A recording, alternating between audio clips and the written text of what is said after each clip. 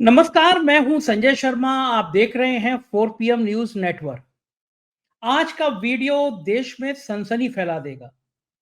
कुछ ऐसी चीजें सामने आएंगी आपके जो आप कभी सोच नहीं सकते। आप क्या कल्पना कर सकते हैं कि हरियाणा और महाराष्ट्र का चुनाव अलग-अलग क्यों कराया गया? एक ही तारीख में हो सकता था चुनाव, अलग-अलग क्यों कराया गया?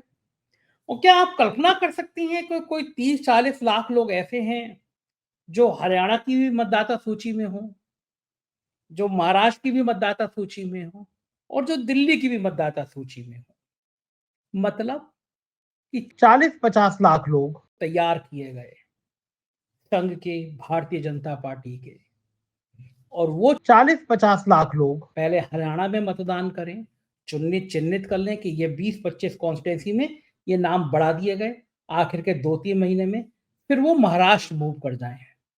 महाराष्ट्र में 30-40 विधानसभा तय हो, उनमें उन्हीं लोगों के नाम हो, आधार कार्ड एक बना हो, महाराष्ट्र के पता का हो, एक आधार कार्ड हरियाणा के पता का हो और एक दिल्ली के एड्रेस पे हो, और फिर वो लोग दिल्ली आ जाएं।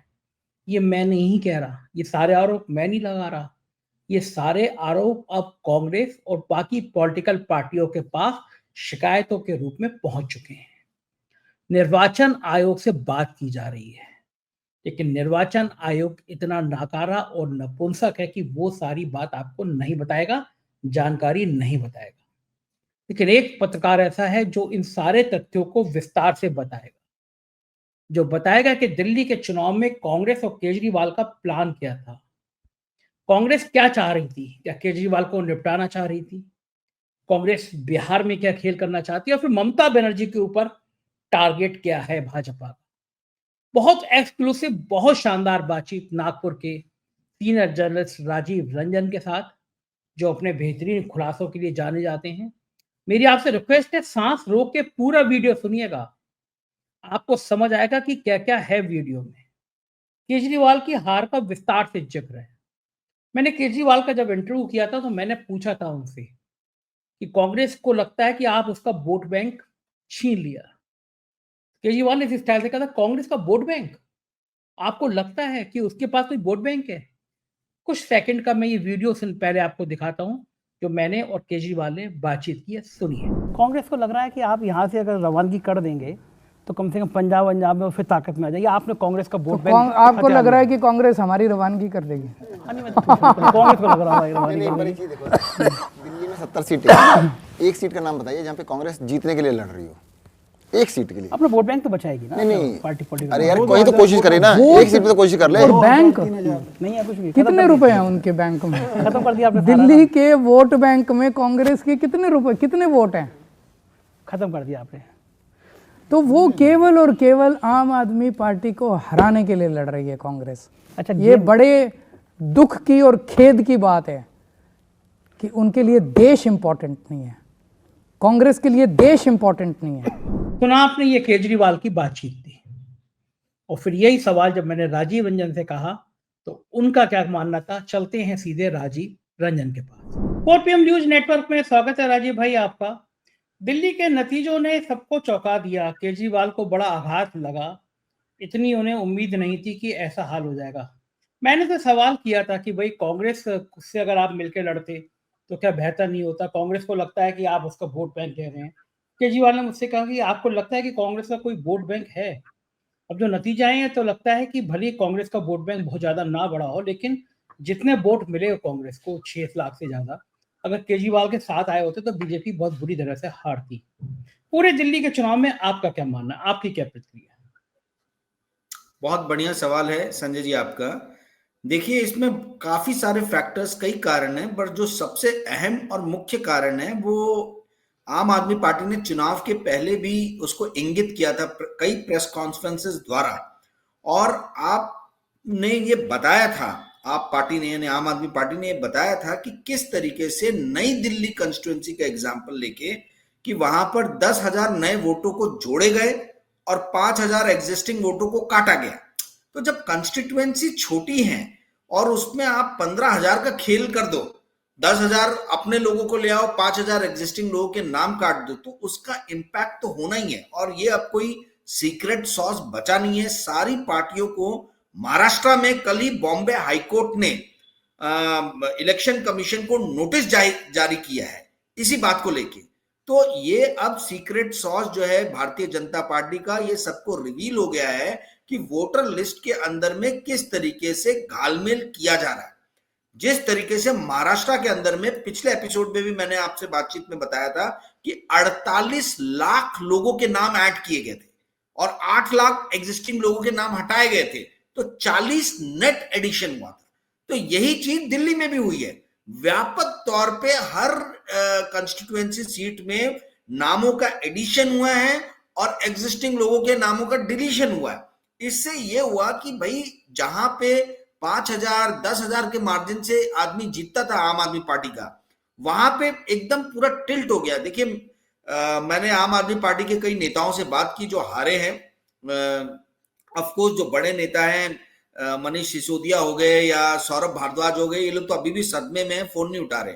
परंतु जो दूसरी पंक्ति के नेता हैं जिनसे मेरी बातचीत हुई, उन्होंने बताया कि भैया जैसे मान लीजिए हमारे इस पे 150 बूथ है, तो 150 में यदि हम 100 बूथ पे पिछले चुनाव में आगे थे और 50 बूथ पे भारतीय जनता पार्टी थी, तो हमारा मार्जिन हुआ करता था, मतलब कम से कम 100 वोट से हम आगे रहते थे। और बीजेपी जहां भी आगे रहती थी वो 20-25 वोट से, 50 वोट से रहती थी। इस बार उल्टा हो गया, हम जहां आगे हैं वहां हम 20 वोट से आगे हैं और वो जहां आगे वो 100 वोट से आगे हैं। तो कैसा है कि हमारा वोट जिस रफ्तार से घटा नहीं है उससे ज्यादा इनका बड़ा है और बहुत ज्यादा बड़ा है, इनको बहुत वोट मिले। तो ये कौन लोग हैं, इसके ऊपर में जांच होनी चाहिए। तो अब जो ये हारे हुए भी एमएलए हैं वो बोल रहे हैं, मांग कर रहे हैं। मैं देखिए अक्टूबर से सिलसिलेवार रूप से इस बात को उठाता आ रहा हूं कि जब तक सारी अपोजिशन पार्टी सड़कों पे नहीं उतरेगी तो युद्ध, ये अपने राजनीतिक युद्ध में, चुनाव की समरभूमि में एक एक करके ये सारे शहीद होते जाएंगे, ये सारे के सारे बलिवेदी पे चढ़ेंगे। अगला नंबर ममता का, अखिलेश यादव का और राष्ट्रीय जनता दल का आएगा यदि इन्होंने शुरुआत से वोटर लिस्ट के ऊपर में नजर नहीं रखी। तो महाराष्ट्र में वोटर लिस्ट में खेल हुआ है, हरियाणा में वोटर लिस्ट में खेल हुआ है और आम आदमी पार्टी के नाक के नीचे से ये इलेक्शन छीन लिया गया। जिस तरीके से कांग्रेस और शिवसेना उद्धव ठाकरे के नाक के नीचे से महाराष्ट्र में इलेक्शन को स्नैच किया गया था, उसी तरीके से ये इलेक्शन को स्नैच किया गया है आम आदमी पार्टी के नाक के नीचे से, वोटर लिस्ट में घालमेल करके। ये निर्वाचन आयोग कब जागेगा मुझे समझ में नहीं आ रहा। तो एक कारण जो सबसे अहम कारण है वो है वोटर लिस्ट में एडिशन और डिलीशन का। दूसरा कारण जिसपे लोग बहुत कम बात कर रहे हैं, देखिए मैंने दिल्ली गवर्नमेंट के बैलेंस शीट का, उनके जो बजट जो है उसका मैंने एक एनालिसिस किया और संजय जी आपको जान के आश्चर्य होगा कि इसके अंदर में रेवेन्यू एक्सपेंडिचर के बेसिस पे ही पूरी सरकार चल रही थी, कैपिटल एक्सपेंडिचर कुछ हो ही नहीं रहा था। तो कैपिटल एक्सपेंडिचर नहीं हो पाने के कारण देखिए क्या है कि नई बसें नहीं आ पा रही थी, पोल्यूशन के ऊपर में पैसा खर्चा नहीं हो रहा था और आज दिल्ली में सारे एरियाज में ट्रांसफॉर्मर्स चेंज करने की जरूरत है। ट्रांसफॉर्मर जो इलेक्ट्रिसिटी का, जो क्वालिटी ऑफ इलेक्ट्रिसिटी है वो अच्छी नहीं आ रही है बिकॉज ट्रांसफॉर्मर्स के ऊपर में केपेक्स नहीं हुआ, चेंजेस नहीं हुए। तो इस चीज को कोई भी एनालिस्ट जो है इस बात को नहीं इंगित कर रहा है, बता रहा है कि कोई भी रेवेन्यू एक्सपेंडिचर के बेसिस पे, यानी सब्सिडीज देके, चाहे पावर में हो, चाहे ट्रांसपोर्टेशन में महिलाओं को बस सेवाओं में हो या दूसरी तरीके की जो सब्सिडीज है, ये देके आप बहुत लंबी पारी नहीं खेल सकते हो। आपको कैपिटल एक्सपेंडिचर करना ही पड़ेगा क्वालिटी ऑफ लाइफ सुधारने के लिए। तो कैपिटल एक्सपेंडिचर दिल्ली का बहुत कम हो गया था। पूरा दिल्ली सरकार रेवेन्यू एक्सपेंडिचर के बेसिस पे चल रहा था, जहां पे रेवड़ियां बढ़ रही थी। कैपिटल एक्सपेंडिचर जब होता है तो इसका फायदा ना केवल लोगों को मिलता है बल्कि कॉर्पोरेट्स को भी मिलता है। अगर ट्रांसफॉर्मर्स चेंज हो रहे हैं तो अनिल अंबानी की या टाटा पावर जो वहां पावर सप्लाई करती है, इन कंपनीज को ऑर्डर मिलेंगे। ये कंपनी जो है ट्रांसफॉर्मर कंपनीज को देगी, क्रॉम्पटन ग्रीव्स और दूसरे केईसी और बाकी जो कंपनीज है इनको। तो इससे कॉर्पोरेट्स में भी एक पॉजिटिव फीलिंग जाती है और वो भी आपको पैसे आपके पीछे लगाते हैं कि भाई उनके कारण आपको ऑर्डर्स मिल रहे हैं। तो कैपिटल एक्सपेंडिचर नहीं हो पाने के कारण जो है ये कॉर्पोरेट्स की भी बैड बुक्स में आम आदमी पार्टी चली गई थी। तीसरा जो सबसे बड़ा रीजन था वो ये है कि अरविंद केजरीवाल ने पिछले 5 साल में अपने संगठन पे कोई काम नहीं किया। आप सिर्फ अपने पर्सनल चेहरे और लोकप्रियता के बेसिस पे इलेक्शन जीतना चाहो तो आप दूसरे मोदी बन रहे हो। मोदी जी जीत इसलिए जाते हैं क्योंकि उनके साथ में धन कुबेर है, कॉर्पोरेट्स है। आपके साथ में कौन सा कॉर्पोरेट है भाई? वो धन कुबेर जो है, वो कॉर्पोरेट हाउसेस जो है, वो मीडिया चैनल्स को कंटिन्यूसली एडवर्टीजमेंट देते रहते हैं और उनका इंस्ट्रक्शन है कि दिन भर मोदी मोदी मोदी गुणगान चलना चाहिए। अरविंद केजरीवाल इस बात को समझ नहीं पाए। इनको लगा कि मैं अपने राज्य सरकार के बजट से एडवर्टीजमेंट पर अच्छा खासा पैसा खर्चा करूंगा तो मीडिया जो है मेरे लिए एक जो है वो मिथ गढ़ेगी, ठीक है, और मेरे अगेंस्ट न्यूज नहीं आएगा। यहां वो गलती कर बैठे। आप लोकप्रियता के दम पे इलेक्शन नहीं लड़ सकते हो। आज यदि मोदी जी भी जो है 56 इंच का सीना लेके चलते हैं तो उसके पीछे कारण यह है कि एक संगठन खड़ा है, राष्ट्रीय स्वयंसेवक संगठन के बैचलर अविवाहित जो लोग हैं, जो डिटरमाइंड लोग हैं, वो खाली पेट रह रहे कि घर घर घूम के जो है आपका प्रचार करते हैं। आपके पास में वो संगठन है कि नहीं है? जो लोग आपसे जुड़े थे 2012-13 में जब भी इन्होंने पार्टी बनाई थी, तो देखिए उस टाइम में जो 25 साल का 26 साल का युवा था जो इनसे जुड़ा था बहुत आशाएं लेके, आज वो युवा 40 के आसपास हो गया है। उसकी लाइफ की प्रायोरिटीज चेंज हो गई, वो मिड लाइफ क्राइसिस से जूझ रहा है।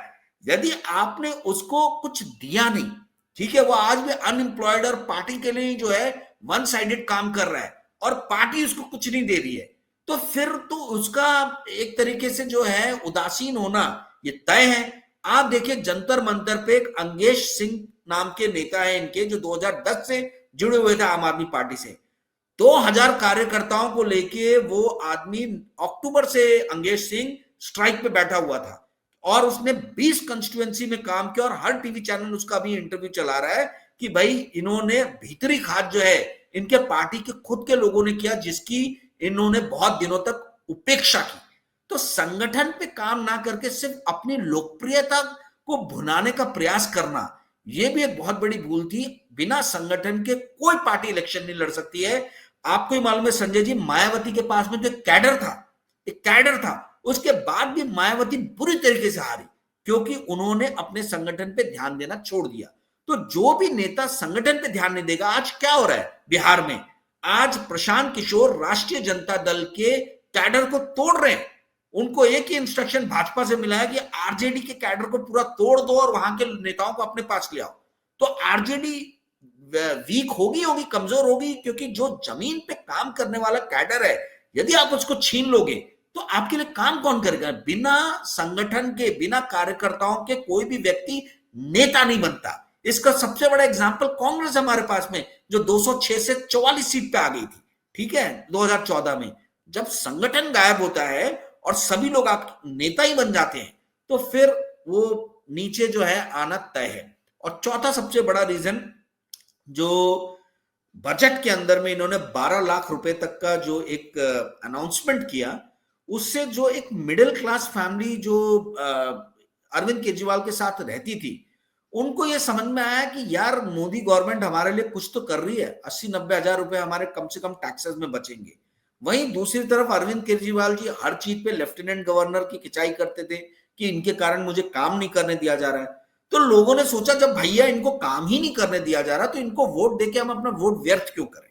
झुग्गी झोपड़ी के लोगों ने आम आदमी पार्टी को अभी भी वोट किया है, परंतु जो मिडिल क्लास का जो तबका था, जो कामकाजी तबका था, जो इनको वोट देता था, वो तबका बहुत बड़ा जो है हट गया। इसीलिए सौरभ भारद्वाज की सेफ सीट जो है सेफ सीट नहीं रही। इसीलिए अरविंद केजरीवाल जहां पे सारे जो है मतलब गवर्नमेंट ऑफिशियल्स रहते हैं, उस सीट पे वो हार गए।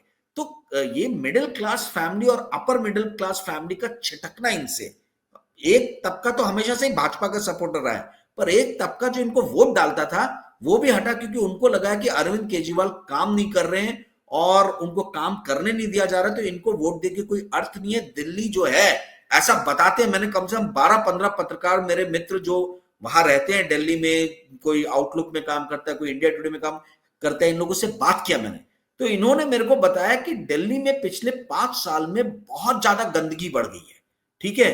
तो एमसीडी में आम आदमी पार्टी का आना जो है वो एक तरीके से इनके लिए नुकसानदायक हो गया। अगर ये नगर निगम में आम आदमी पार्टी नहीं आती तो ये इनके नेता एक्सपोज नहीं होते कि ये जो छोटे छोटे काम जो है साफ सफाई के, ये भी ये नहीं करा पा रहे। अगर एमसीडी में भाजपा रहती तो वो शायद एक एक्सक्यूज कर सकते थे कि महानगर पालिका के महानगर निगम के लोग जो है वो काम नहीं कर रहे, पर राज्य सरकार में भी आप हो और नगर निगम में भी आप हो, तो यदि पानी द्वारका में 4 दिन नहीं आता है, इस गर्मी में 4 दिन द्वारका में पानी नहीं आया, तो आप सोचिए यदि पानी नहीं आता तो आप किसको दोषी ठहराएंगे?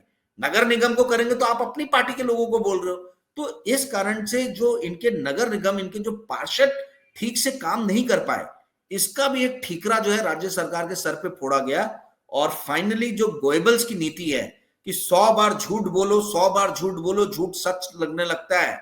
तो जो बोला गया कि अरविंद केजरीवाल चोर हैं, अरविंद केजरीवाल बेईमान है, वो इतनी बार बोला गया, शीश महल में रहते हैं, स्वार्थी हैं, इतनी बार बोला गया कि लोगों के दिमाग में, जहन में कहीं उसने शंका पैदा की कि हाँ ये शायद सही में बेईमान है, इसलिए रोज हमको ये चीज सुनने में मिल रहा है। तो ये कई सारी प्रोलॉन्ग स्ट्रैटेजीज भाजपा ने चली, मल्टी प्रोंग स्ट्रैटेजीज भाजपा ने चली, और उसका नतीजा हमको देखने को मिला कि इनके सारे स्टॉलवर्ट जो है सब हार गए, एक दो को छोड़ के। जी संजय जी। हाँ, बिल्कुल ठीक है। और राजीव जी, एक कहावत कही जाती है हमारे यहाँ गांव में, गरीब की जोरू सबकी भौजाई। अब बेचारा जो है केजरीवाल हार गए तो सबके सब उसकी गलतियां, उसकी बुराइयां गिना रहे हैं, हम लोग भी गिना रहे हैं। लेकिन एक बड़ा सवाल ये है कि पूरा मीडिया तंत्र उसके खिलाफ था, सारे चैनल उसको बुराई कर रहे थे। किसी ने ये नहीं दिखाया कि ये मुख्यमंत्री का जो शीश महल है, ऐसे शीश महल हर राज्य में मुख्यमंत्रियों के होते हैं। उत्तर प्रदेश के मुख्यमंत्री का घर उस शीश महल से कम 50 गुना बड़ा है। मायावती जी ने बनवाया था, मैंने खुद देखा है, घूमा है। कम से कम 50 गुना ज्यादा कीमत का होगा उत्तर प्रदेश का मुख्यमंत्री का घर। उत्तर प्रदेश की गवर्नर साहिबा, जो अपने कारनामों के चारक कारण पूरे यूपी में बदनाम हैं, एक से एक वाइस चांसलर की नियुक्ति में घोटाला, उनकी पुत्री अनारा जी चर्चा में रहती हैं हमेशा, प्रोफेसरों की नियुक्ति में घोटाला। उनने अभी गवर्नर हाउस का गेट बनवाया, वो लाखों करोड़ों रुपए का गेट है। भारतीय जनता पार्टी, गवर्नर साहब हैं, ऐसा लग रहा है बिल्कुल राजा का कोई घर है। और मैं कह रहा हूँ लगभग हर राज्य में मुख्यमंत्रियों के घर ऐसे ही होते हैं, लेकिन केवल अकेला शीश पर टारगेट किया गया। मेरा सवाल यह है कि कुछ इतनी बुराइयां, जब मीडिया पीछे पड़ा है, सरकार पीछे पड़ी है, पूरा मंत्रिमंडल जेल में है, केजरीवाल जेल में है, सब कुछ नेगेटिव था उस आदमी के, तब भी वो इस लेवल तक पार्टी ले आया कि वोट का परसेंटेज 2-2.25% का अंतर है बीजेपी से, बहुत अंतर नहीं है, जबकि कांग्रेस ने उसका काम भर का वोट काटा है। तो अच्छाई क्या रही होगी कि जो लोग मान रहे थे कि इस बार केजरीवाल का अहंकार है, केजरीवाल का ये है वो है, तब भी वो 42% के आसपास, या कुछ और थोड़ा सा फिगर में मैं बता नहीं सकता अभी, लेकिन अंतर 2-2.5% का, यहाँ तक तो वो पार्टी को लाया।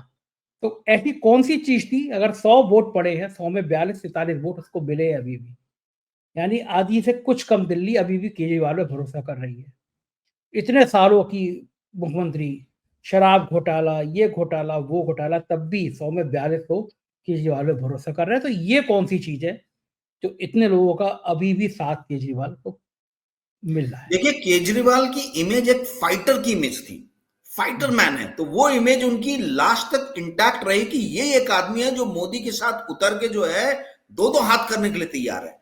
तो जो फाइटर लोग हैं, जो जुझारू लोग हैं, मैंने भी कई अपने इंटरव्यूज में आम आदमी पार्टी की बहुत तारीफ की, और इससे कई लोगों को ऐसा लगने लगा कि मैं आम आदमी पार्टी का ही स्पोक पर्सन हूं। ऐसा नहीं है, उनके वो वाकई में फाइटर लोग हैं। तो वो जो फाइटिंग स्पिरिट जो है, उनकी जो फाइटर वाला व्यक्तित्व है, वो एक बहुत बड़ा उनके पक्ष में काम किया। और देखिए, दूसरी चीज, कुछ भी कहिए, ये अरविंद केजरीवाल, सौरभ भारद्वाज, ये मनीष सिसोदिया, कल तक तो आपके और मेरे जैसे ही आम आदमी थे, हमसे ही उठे हुए हैं।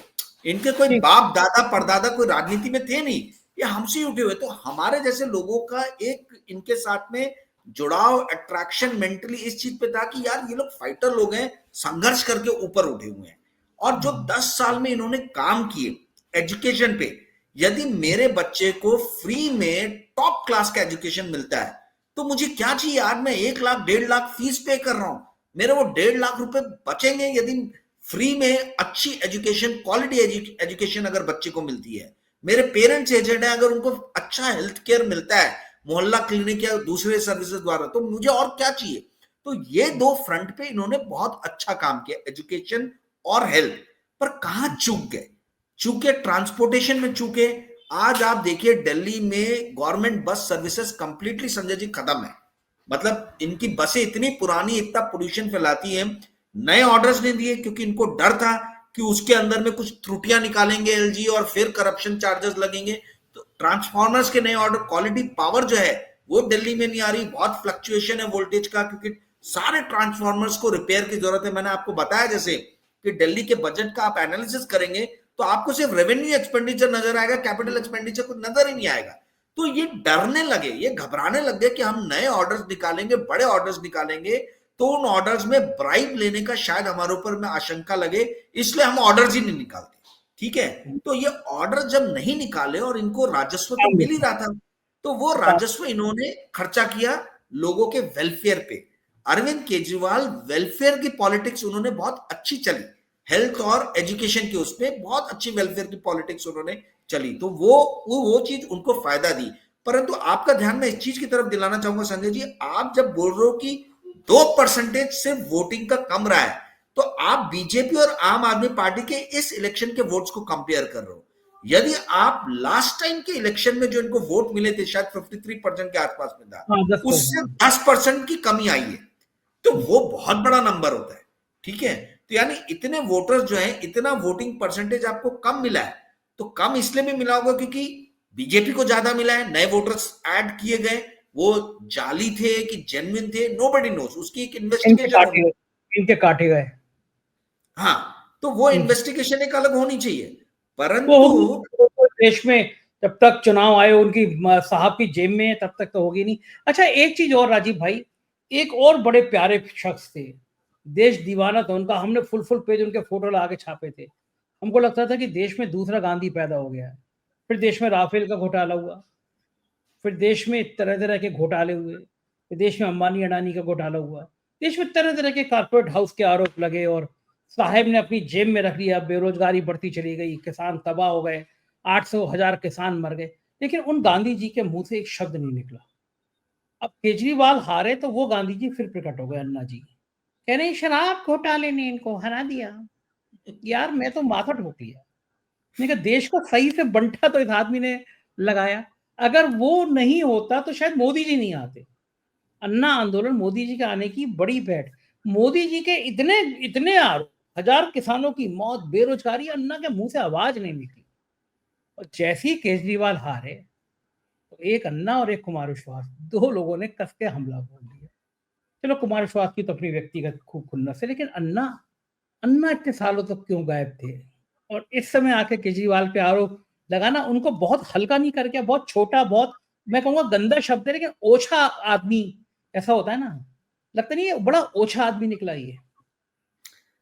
देखिए, फ्यूचर में, भविष्य में कभी कोई पिक्चर बनेगी मूक बधिर बोल उठा, वही मुझे लग रहा है कि सारे मूक बधिर गूंगे लोग जो है ना एकदम सडनली जो है ये बोलने लग गए हैं।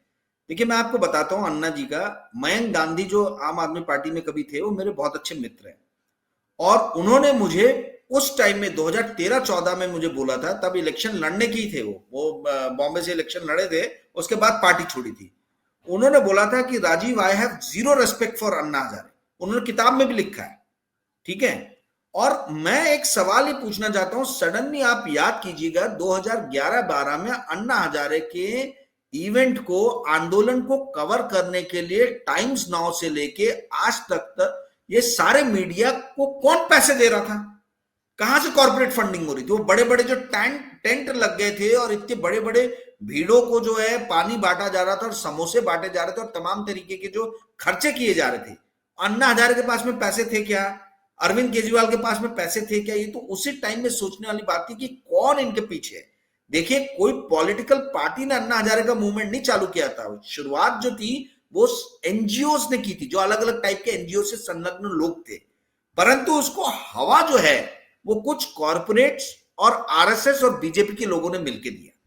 और वो जो आरएसएस और बीजेपी के लोगों ने जो हवा दिया, उसका असर लास्ट तक जो है वो नजर आया अरविंद केजरीवाल के ऊपर में, कि अरविंद केजरीवाल ने कभी भी सामने आके आरएसएस की, या आप ये समझिए कि उनसे द्वारा जो दूसरे संगठन जुड़े हुए हैं, विश्व हिंदू परिषद और बाकी सब, बजरंग दल, इनके खिलाफ आज तक कभी एक शब्द नहीं बोला है। इससे लोग भी कंफ्यूज हुए कि भाई इनका स्टैंड क्या है, प्रो हिंदू है, प्रो मुस्लिम है, प्रो सेक्युलर है, क्या है। और अन्ना हजारे ने अब जाके जब ये स्टेटमेंट लिया और जो स्टैंड दिया है और गड़े मुर्दे निकाले हैं शराब घोटाले के, इससे ये जाहिर होता है कि ये खुंदस मन में पाल के बैठे हुए थे और जैसे ही पहला मौका मिला इन्होंने खुंदस बाहर निकाली, क्योंकि इनके मन में ये टीस है कि इनकी जो लाइमलाइट, जो पॉपुलैरिटी थी, वो पूरी जो है स्टील चोरी कर लिया अरविंद केजरीवाल ने।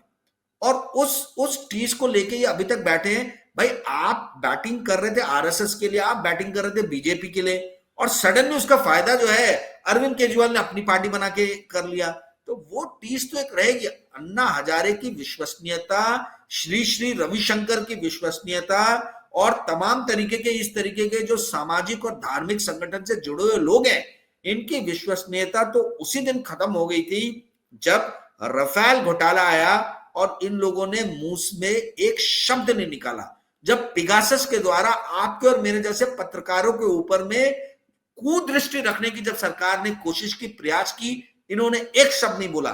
जब सीबीआई के चीफ आलोक वर्मा को रात में 3 बजे जब निलंबित किया गया, तब इन लोगों ने एक शब्द नहीं बोला। जब रुपया गिरते गिरते 86-87 हो गया, तब तक इन लोगों ने अभी तक कुछ भी नहीं बोला। तो इन लोग की विश्वसनीयता तो आज की डेट में रही नहीं है। सबको मालूम है कि चाहे श्री श्री रविशंकर हो, चाहे अन्ना हजारे हो, they are hand in glove with BJP government and Modi ji. जी संजय जी, बिल्कुल ठीक है राजीव भाई। एक बड़ा महत्वपूर्ण सवाल यह है कि अब इस नतीजों के बाद इंडिया गठबंधन की भूमिका क्या रहेगी। बिहार में चुनाव है, क्या केजरीवाल इंडिया गठबंधन में रहेंगे? और नहीं तो फिर जो केजरीवाल को सपोर्ट करने वाले अखिलेश यादव हैं, ममता बनर्जी है, उद्धव ठाकरे हैं, स्टालिन है, इन सब का क्या होगा? क्या स्थिति लग रही है? राहुल गांधी और केजरीवाल क्या एक मंच पर आएंगे एक दूसरे के ऊपर इतना गंभीर आरोप लगाने के बाद? और इसी के साथ दूसरा सवाल यह है कि कांग्रेस के कुछ नेता बड़े खुश हैं केजरीवाल की हार से। वो खुद को शून ना मिलने पे तो दुखी नहीं है, लेकिन केजरीवाल को हारने से बड़े खुश हैं। इस पूरे घटनाक्रम पे आपकी प्रतिक्रिया? मैं आपको एक अंदर की न्यूज दे देता हूं। जैसे हमेशा हम न्यूज ब्रेक करते हैं, सिर्फ एनालिसिस नहीं करते हैं, अंदर की आपको बात बताता हूं।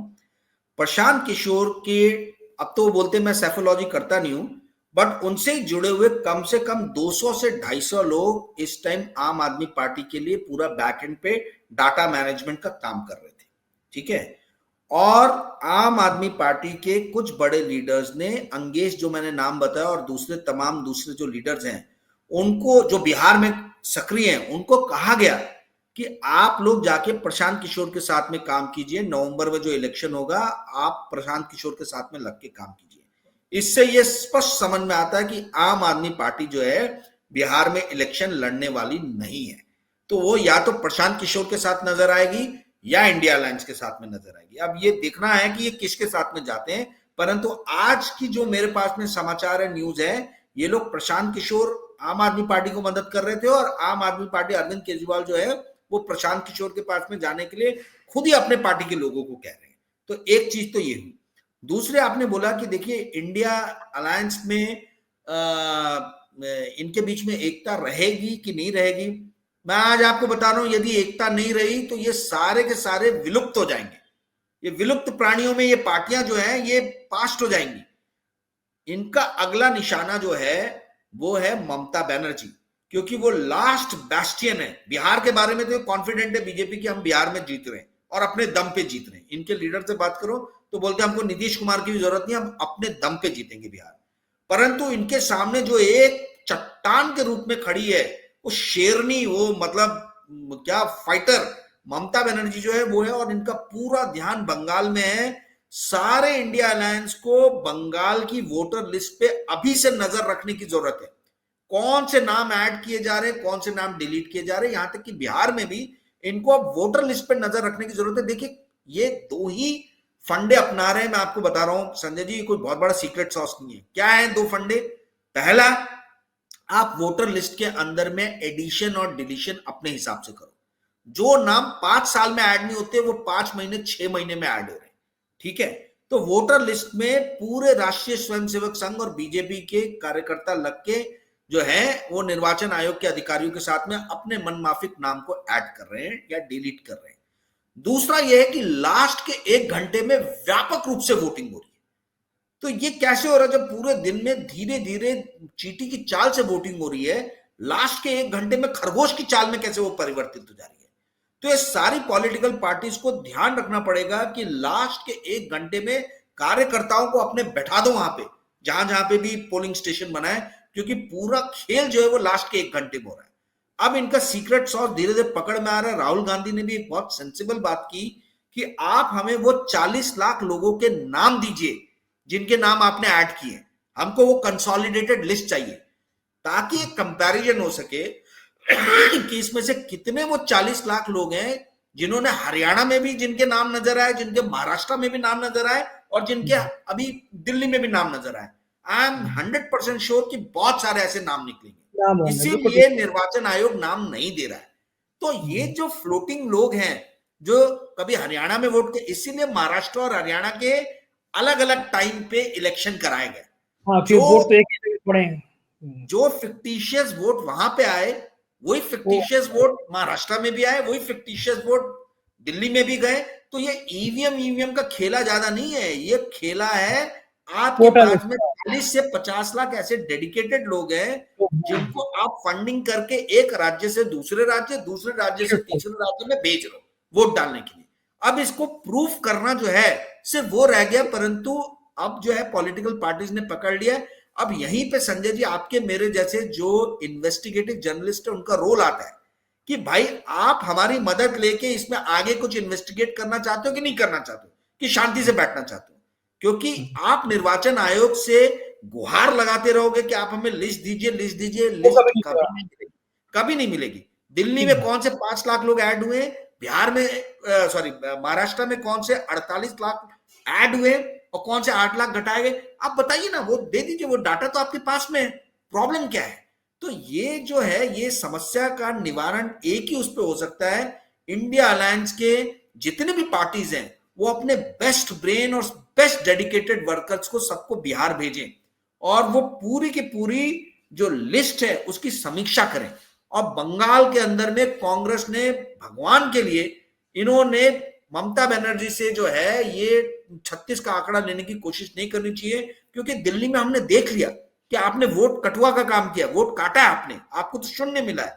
तो आपको मिलजुल करके आप यदि चलेंगे तभी बच पाएंगे, नहीं तो यहाँ पे जिस तरीके से एजेंसीज का इस्तेमाल किया जा रहा है, चाहे निर्वाचन आयोग हो, चाहे सीबीआई हो, चाहे डीआरआई हो, चाहे ईडी हो, कोई भी नहीं बचेगा।